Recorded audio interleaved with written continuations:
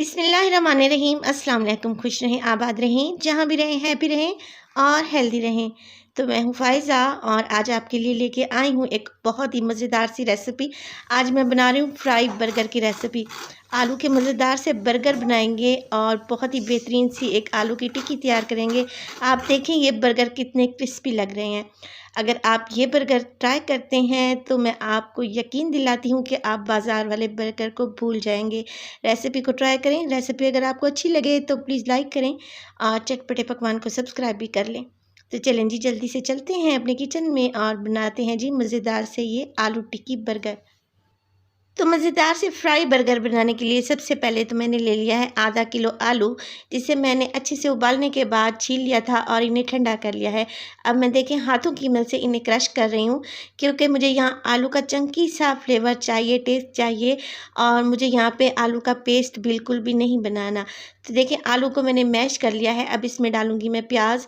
अमूमन क्या किया जाता है, प्याज को ऑमलेट कट में काट के डाला जाता है। मैं प्याज को इस तरीके से स्लाइस करके डाल रही हूँ। इस तरीके से प्याज डालें तो खाते वक्त जब मुंह में आते हैं बहुत ही टेस्टी लगते हैं। इसमें डालूंगी एक हरी मिर्च। तो हरी मिर्च फ्रिज में रखे हुए रेड हो गई थी, इसलिए मैंने इसको काट के डाल दिया है। इससे कलर बहुत अच्छा आएगा। हरा धनिया इसमें डालेंगे और स्पाइसेस में डालूंगी इसमें हाफ़ टेबल स्पून नमक, हाफ़ टेबल स्पून ही इसमें जाएगा रेड चिली का पाउडर और ये देखें ये है साबित धनिया। अगर आपने कभी बाजार वाली टिक्की को टेस्ट किया है तो आपने देखा होगा उसमें धनिया को साबित ही डाला जाता है, जो कि बहुत ही टेस्टी लगता है। तो मैंने इसमें डाला है 1 टेबलस्पून साबित धनिया, 2 चुटकी डालूंगी इसमें हल्दी और ये है मेरे पास चाट मसाला तकरीबन 1/4 टीस्पून के बराबर, क्योंकि पहले ही हम टिक्की में नमक शामिल कर चुके हैं। तो चाट मसाला आप अपने अंदाजे के मुताबिक डालें। एक लीमू को निचोड़ कर इसमें डाल देंगे, बहुत ही खट्टा और मज़ेदार सा चटपटा सा टेस्ट आएगा हमारी मज़ेदार सी टिक्की में।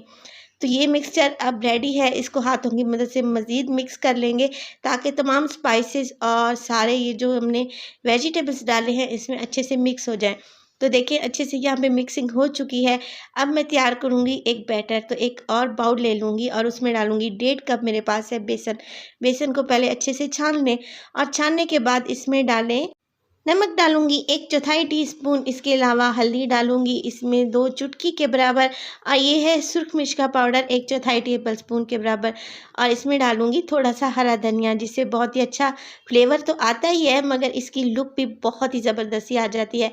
थोड़ा थोड़ा सा पानी ऐड करेंगे और इसका एक मिक्सचर बना लेंगे।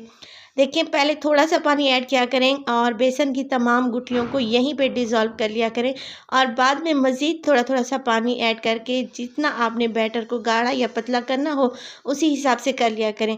अगर आपने एकदम से पानी डाल दिया तो फिर गुठलियाँ बहुत ही मुश्किल से डिज़ोल्व होती हैं। तो देखिए मैं थोड़ा थोड़ा सा पानी ऐड कर रही हूँ और देखिए इसकी कंसिस्टेंसी ऐसी होनी चाहिए। ये नीचे गिर रहा है मगर बहुत ज़्यादा वाटरी नहीं है और बहुत ज़्यादा पतला मिक्सचर भी ये नहीं है। तो बस आपने इतनी ही कंसिस्टेंसी रखनी है।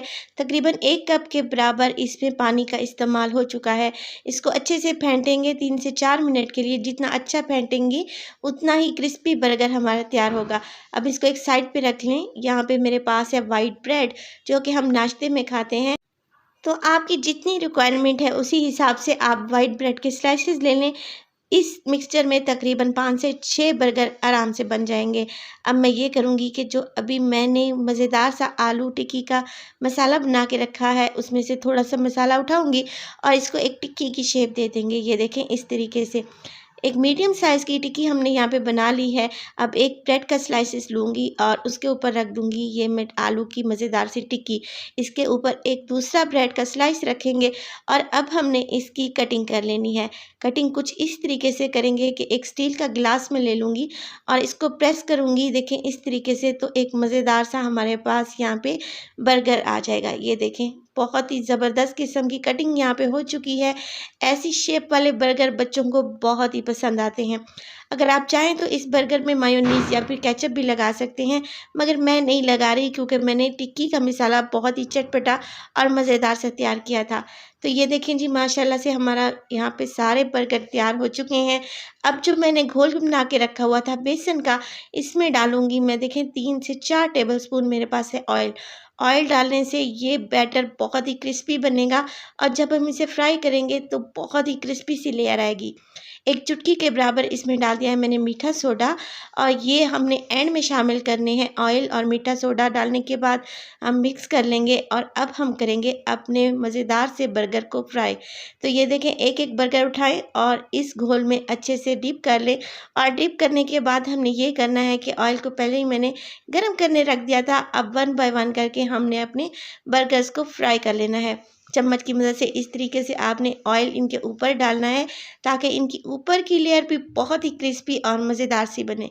तो अंदर होगी इसकी एक मज़ेदार सी चटपटी सी टिक्की और ऊपर होगा ये क्रिस्पी सा ब्रेड। तो खाते वक्त ये बहुत ही टेस्टी लगता है। आप बच्चों के लंच में बना सकते हैं, किसी पार्टी में बना सकते हैं। इसके अलावा टी टाइम पर आप इनको सर्व भी कर सकते हैं। तो ये देखें, दोनों साइडों से गोल्डन होने तक हम इनको फ्राई करेंगे। तकरीबन 2 से 3 मिनट ही मुझे लगे हैं और ये अच्छे से देखें क्रिस्पी और गोल्डन हो चुके हैं। तो निकाल लेते हैं जी अपने मज़ेदार से बर्गर और ये देखें, देखने में ही कितने ज़बरदस्त से लग रहे हैं। इस रेसिपी को ज़रूर ट्राई करें। रेसिपी अच्छी लगे तो प्लीज़ लाइक करें और चटपटे पकवान को सब्सक्राइब भी कर लें और अपनी फैमिली और फ्रेंड्स में भी शेयर किया करें। देखिए माशाल्लाह से ऑयल और इसके अलावा मीठा सोडा डालने से इसकी ऊपर की लेयर कितनी क्रिस्पी आई है और माशाल्लाह लुक में कितने ज़बरदस्त लग रहे हैं। तो अपना बहुत सारा ख्याल रखिएगा। फ़ायज़ा को भी अपनी दुआओं में याद रखिएगा। मुझे दीजिए इजाज़त। टिल देन, अल्लाह निगहबान।